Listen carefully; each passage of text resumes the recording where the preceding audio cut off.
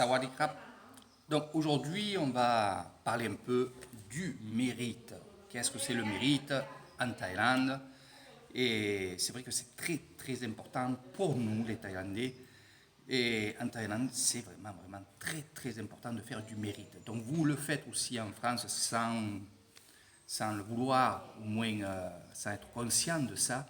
Mais tout le monde fait du mérite. Et c'est vrai qu'ici, on vient faire du mérite. On vient voir les moines, on vient voir la famille. Je vais vous expliquer un peu qu'est-ce que c'est ce mérite. Et après, on parlera de cet objet que j'ai dans les mains. C'est pas une urne, mais c'est aussi pour faire du mérite, mais pour les morts. Voilà. Donc je vais vous expliquer un peu tout ça. Donc le mérite ici en Thaïlande, c'est de venir demander la santé, de demander aussi qu'on soit riche, bien entendu, ça fait partie de la vie, et des demandes que justement tout le monde aimerait faire et avoir surtout, de l'argent, la santé, l'amour, toutes ces choses-là. Donc quand on va dans un temple, chercher le mérite et faire du mérite, c'est ce qu'on dit ici, un tambour. On vient voir le moine, on y apporte des offrandes, toutes sortes d'offrandes, comme aujourd'hui, au temple Nongila, Empereur Kasselisai. Il y a une personne qui est venue de Patorat et qui est venue faire le mérite. Donc elle est venue avec des objets à manger aussi, et bien sûr une enveloppe pour le temple. Donc ça se fait comme ça. Donc comme on dit ici, faire du mérite, c'est donner pour avoir. C'est tout simple. On va faire un petit don pour dire au moine, faites que j'ai la santé, faites que j'ai de l'argent, faites que j'ai de l'amour, faites que cette année qui est mauvaise pour moi, et ça je vais vous expliquer, soit pas trop terrible que ce que ça doit se faire. Donc pour quelle raison déjà, je vais mettre ce truc-là. Selon l'année que vous êtes né, et selon la doctrine, il y a une année, tous les temps, ça veut dire que, allez, pour vous donner un chiffre, pour mieux vous expliquer ça, c'est que les moines, ils ont un tableau. Et dans ce tableau, il y a les dates de naissance et il y a les jours aussi de naissance, mais on va dire la date. Et par exemple, si votre anniversaire, vous allez faire 57 ans, dans 2-3 mois, on va dire 2 mois, ben, dans 2 mois, 57, le chiffre 57 est pas bon. Alors ça veut dire que de 57 à 58 ans, vous allez avoir une année où il va vouloir faire du mérite pour racheter cette mauvaise année. C'est-à-dire vous êtes obligé de faire du mérite aussi bien dans les temples, aussi bien dans la famille, aussi bien de partout. De partout. Faire du mérite, c'est aussi aider les gens. Donc si vous aidez les gens et si vous faites du mérite, pendant cette année de 57 ans à 58 ans, elle sera moins terrible. Voilà, ça il faut le savoir, donc c'est 57, c'est 67, c'est 26, c'est 37, bon, il y a ces chiffres-là, on ne va pas trop rentrer dans le détail parce que sinon vous allez fumer de la tête. Sinon, s'il y en a qui sont intéressés pour savoir qu'est-ce que c'est les dates qui ne sont pas bien dans la vie, de la doctrine et dans le monde bouddhiste, mettez-moi un message, je vous donnerai le tableau que j'ai fait pour mon amie Marie-France. Donc voilà. Donc les personnes qui sont venues de Pachorat ici sont venues avec à manger, sont venues avec une enveloppe, bien sûr. Le montant, je ne sais pas combien il y a, il faut y mettre ce qu'ils veulent. Et bien sûr, ils sont venus avec d'autres offrandes que je ne connais pas, que j'ai vues comme ça, mais bon, je les laisse faire. Vous verrez ça pendant la cérémonie. Donc le mérite, c'est ça, c'est faire du bien. C'est nous on dit on se rachète une vie. Ça peut être aussi acheter des poissons sur le marché qui sont là pour vendre et pour être tués. Donc votre mérite à vous, c'est on va laisser vivre ces poissons. Donc je vais acheter ces poissons-là, je vais les amener dans un temple ou je vais les mettre dans une rivière, tout simplement, et leur redonner la vie. C'est-à-dire que aujourd'hui, il y a par exemple 5-10 poissons qui devaient être morts, eh bien, je les ai sauvés. Donc, du moment que j'ai fait cet acte, cet bon acte, ça me mettra plus fort dans mon mérite. C'est-à-dire que toutes ces choses que vous allez faire aussi du bien. C'est-à-dire que vous allez être à l'écoute de quelqu'un qui est malade, quelqu'un qui a besoin de parler. Vous allez voir votre famille, grand-mère ou père. Vous allez amener à manger, vous allez faire à manger, vous allez parler. Ou même dans les paroles, on se rachète une vie. On se rachète une vie qui pendant cette période-là, va être pas bonne. Donc c'est tout ça le mérite. Il faut mériter de bien vivre. Et si vous faites du bien, automatiquement, il y aura le bien qui va arriver. Pourquoi on dit ça? Parce que on dit que, et ça c'est de partout pareil, mais ici c'est vraiment les choses qui sont vraiment placées. On dit que si vous êtes négatif, vous attirerez le négatif. C'est simple. Et si vous êtes bon, eh bien vous attirerez le bon. Après, s'il y en a qui sont un jour bon, un jour pas bon, un jour bon, un jour pas bon, vous allez attirer la même chose que vous êtes. Voilà. On attire toujours ce qu'on est. On attire toujours ce qu'on pense. Il y a des personnes, c'est des exemples, ne le prenez pas tous pour vous. C'est ce que je vois et ce que je vis moi souvent sur mon Facebook ou en vidéo. Il y a beaucoup de gens qui me disent Eric, je tombe toujours, et on me parlait d'une femme, d'une fille, je tombe toujours sur des mecs qui sont comme ça, comme ça, comme ça. J'arrive pas à tomber sur un autre mec qui ont ce même caractère. Oui, parce que vous attirez ces gens-là. Vous attirez ces gens-là. Si vous voulez attirer d'autres gens, eh bien, à vous mettre dans la tête et à parler, à réfléchir, parce que souvent, c'est des personnes qui se disent, mais je suis malheureuse dans ma vie, j'attire toujours des mauvais esprits, en fait. Voilà. Et non, vous attirez ce que vous avez envie d'avoir. Donc, si vous avez envie d'avoir quelqu'un de génial, de ci, de là, eh bien, dites-le vous. J'aimerais avoir ça, j'aimerais avoir ça, j'aimerais avoir ça. Et au plus vous allez le dire, et au plus vous allez faire du mérite, au plus vite ça arrivera. Ça, c'est certain. C'est certain, c'est certain. Toujours penser positif, positif, positif, sur tout. Sur tout. Même si vous avez des problèmes à la maison, que vous êtes un chat noir, il y a une personne qui se reconnaîtra. En fait, les chats noirs, ça n'existe pas. Vous attirez ce que vous pensez. Ce que vous pensez. Donc pensez positif, vivez positif, et vous verrez que votre vie sera positive.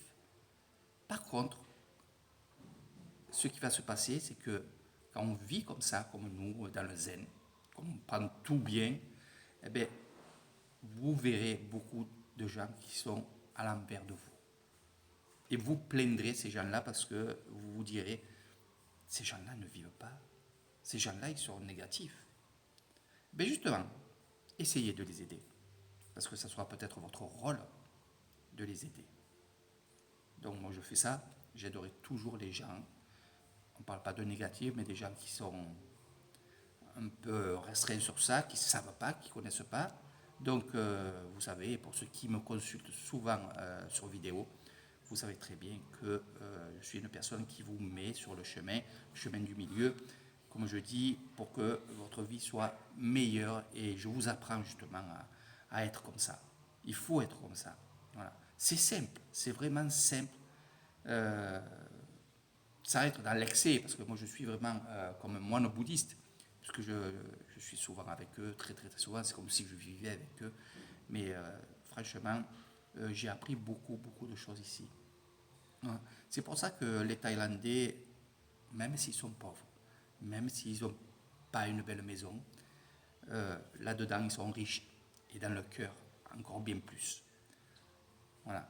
Donc ici en Thaïlande, je ne fais pas que des excursions, je ne fais pas que des choses belles.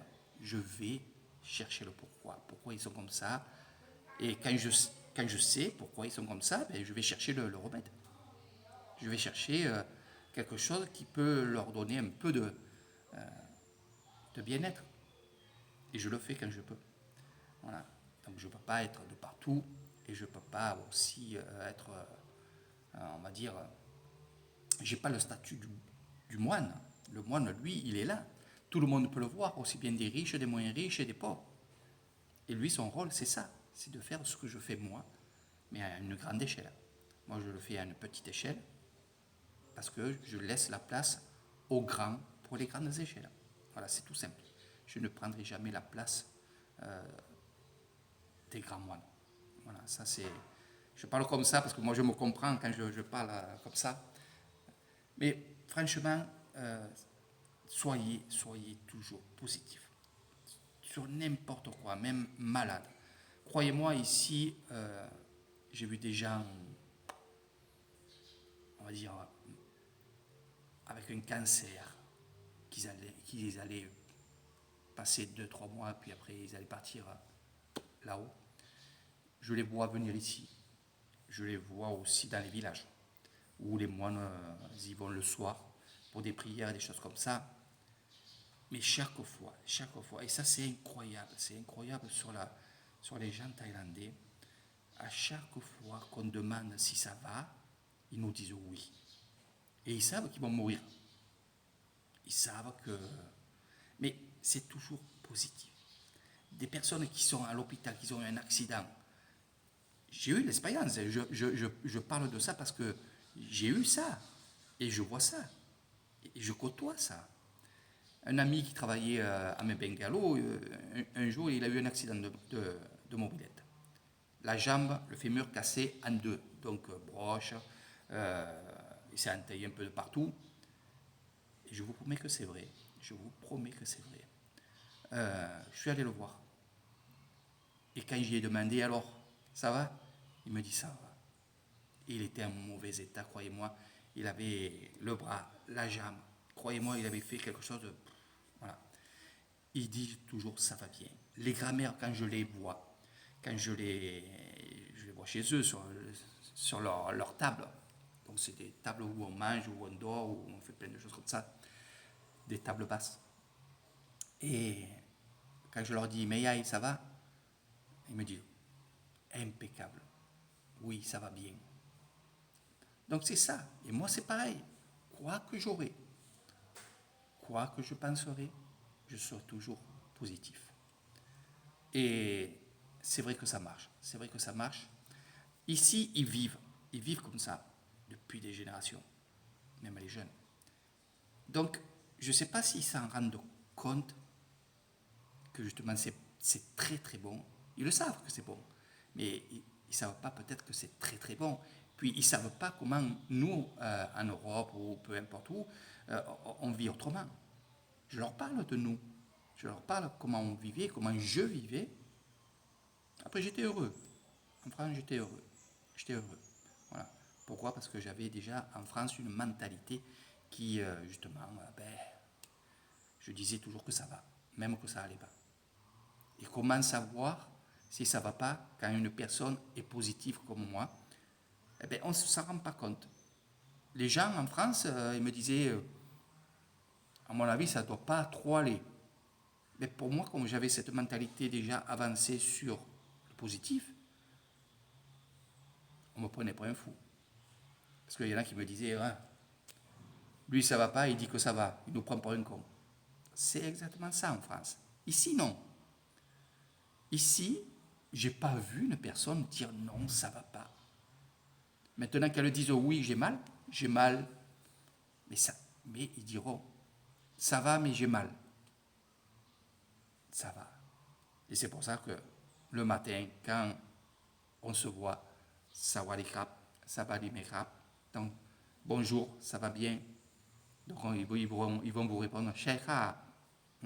Shaudi, Shaudi crap. Shaudi, ça veut dire bonne chance, oui, ça va bien. La chance, ça va bien. Donc, voilà un petit peu. Donc, faire le mérite, faites-le. Vous pouvez le faire par plein de choses. J'ai une amie, et je vais la mettre à l'honneur sur cette vidéo-là, justement. parce que je l'aime bien, et puis elle a compris, elle commence à comprendre qu'est-ce qu'elle est déjà. Elle me dit, Eric, tu vois, je passe toujours sous un arbre et je prie. C'est un peu ça.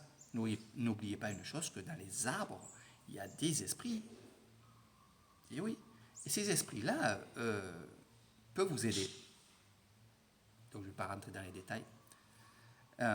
Et moi, je lui ai dit, écoute, tu sais, quand tu passes dessous cet arbre-là, et quand il te reste dans ton camion, dans ton véhicule, il te reste de l'eau qui est chaude et que tu vas jeter comme ça parce qu'elle est chaude, eh bien, si tu passes à ce moment-là devant cet arbre-là, tu prends l'eau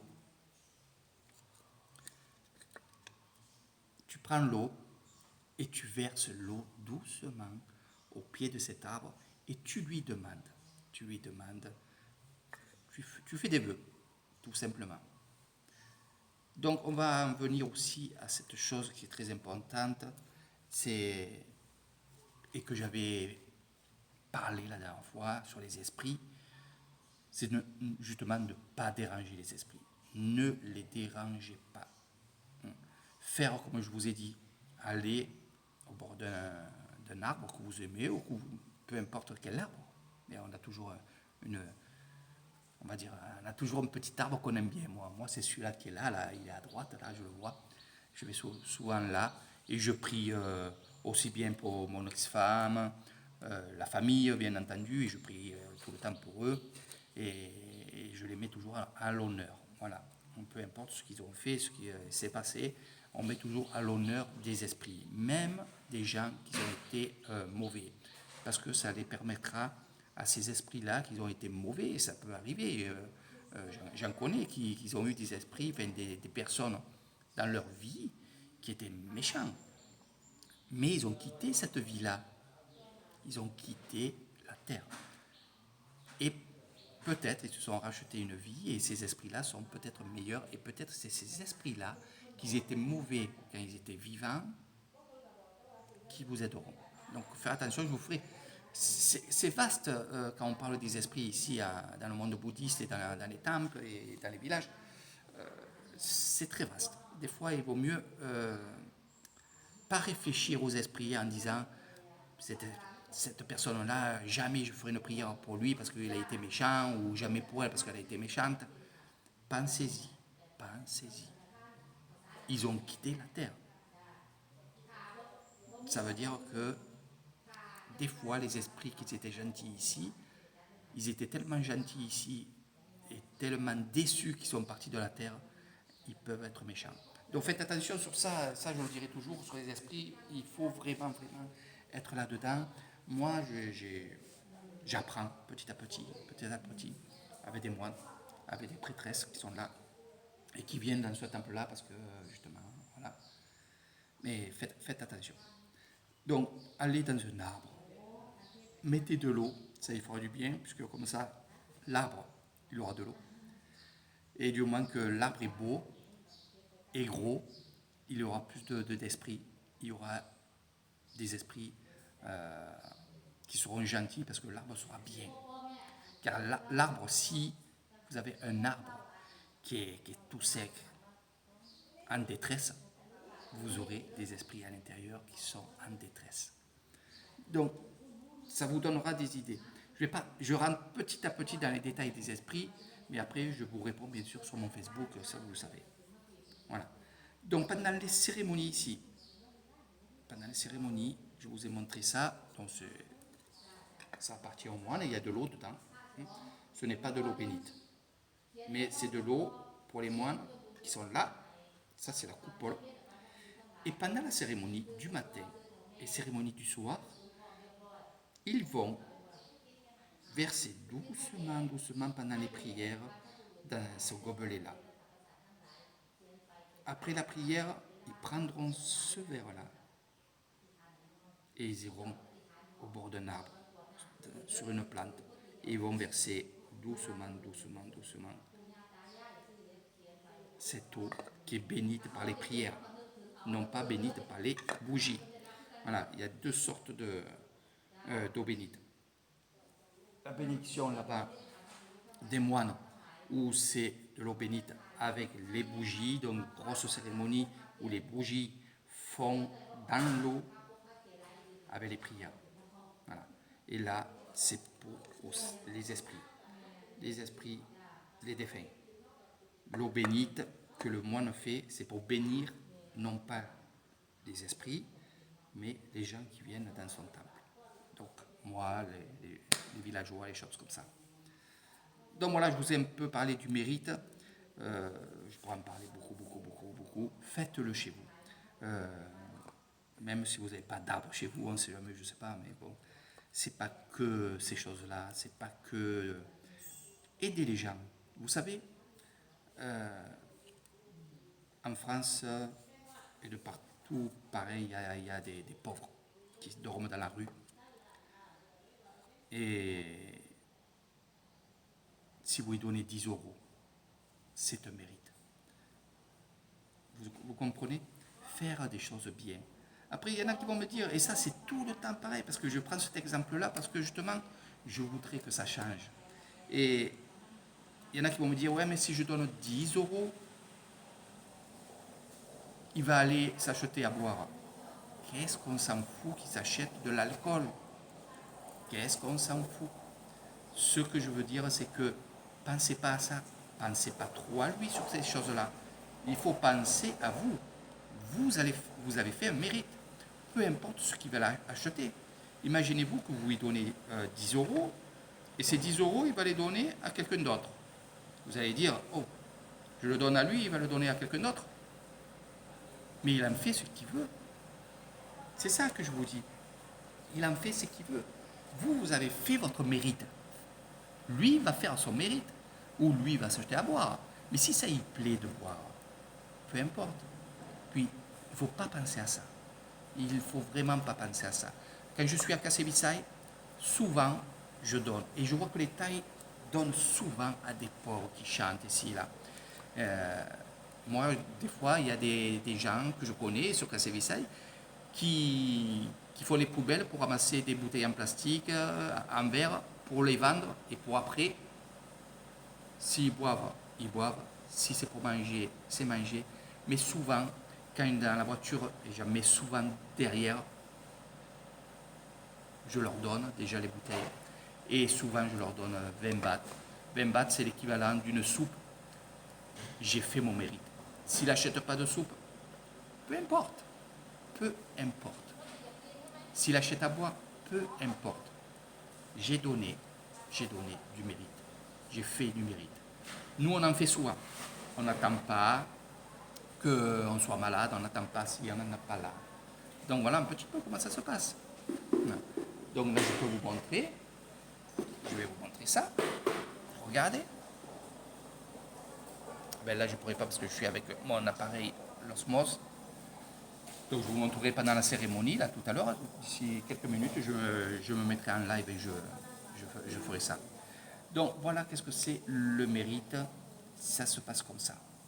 Donc là, les moines sont arrivés de Kassevitsaï. On va attaquer la cérémonie. Je vais vous faire une petite vidéo en live sur cette cérémonie-là. Et vous verrez plein de choses. Voilà. Donc le mérite est très important. Faites-le. Aidez un voisin, une voisine, des enfants, les grands-pères. Donc on va finir sur les grands-pères et les grands-mères. Je sais qu'en ce moment, c'est dur pour eux en France, par rapport à ce virus de merde. Mais soyez proches d'eux. Allez les embrasser. Allez les embrasser, parce que finalement, vous savez, quand une personne a 90, 95, 97 ans, ou peu importe l'âge, mais qui sont très vieux, à la limite, je suis certain qu'ils s'en foutent de partir de la Terre. Parce qu'ils se disent, je suis vieux, je suis trop vieux maintenant. Donc quand on vous dit ne pas les embrasser, sinon vous allez les faire mourir.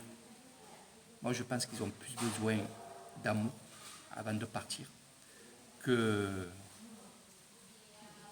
de ne pas vous voir, de ne plus vous voir, de ne plus les prendre dans la main. Il faut penser que les vieux, là je vous parle en tant qu'humain quand j'étais en France et très humain quand je suis ici. les vieux deviennent enfants quand on vieillit. On devient enfant. Et on a besoin de câlins comme tous les enfants. Les enfants, les bébés, tout ça, ils ont besoin qu'on les câline, ils ont besoin qu'on les prenne dans les bras pour arrêter leurs pleurs. Les grands-parents, c'est pareil. Donc, il ne faut pas croire que les grands-parents, ils n'ont pas besoin de câlins. Ils en ont peut-être plus besoin qu'un enfant aussi. Donc, c'est vrai que je suis sensible sur les vieux. Il y en a qui me disent, Eric, c'est formidable ce que tu dis sur les grands-parents, sur les vieux. Oui, parce que c'est eux qui nous ont donné la vie. C'est eux qui aussi qui nous ont appris plein de choses. Après, je ne parle pas des gens qui n'ont pas de grands-parents fusionnels. Mais ce que je peux vous dire, c'est que faites du mérite. Faites ce que votre cœur vous dit de faire, tout simplement. Tout simplement. Donc je vais vous quitter. Je vais voir un peu pour ici, pour faire la cérémonie. Donc je vais me mettre en place. Et je vous dis à très bientôt sur ma page Facebook et bien sûr sur YouTube. Vous pouvez vous abonner, vous pouvez aussi partager la vidéo. Ça fera du bien à pas mal de gens d'entendre peut-être mes paroles. Voilà. C'est simple, c'est des paroles simples, comme je dis toujours. Allez, direction. Ici, ils arrivent de casser les cercles, de faire l'aumône. Aujourd'hui, je suis au temple de Banansara. Allez, bye bye.